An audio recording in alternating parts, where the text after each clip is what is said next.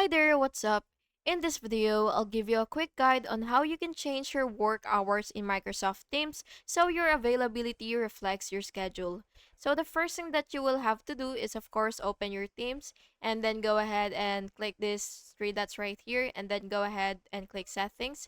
And what you will have to do is you will scroll to work hours.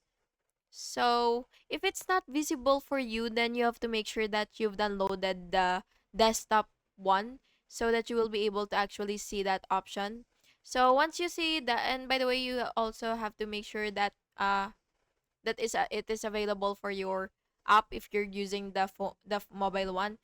And anyway, if you see the work hours, you will just have to click it and then you will have to click edit. And then after that, you will basically just have to set your working days and hours and click save to update your schedule.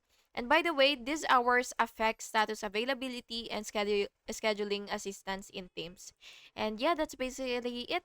I hope you found this video helpful, and if you did, please make sure to like and subscribe for more videos like this. Thank you and have an awesome day.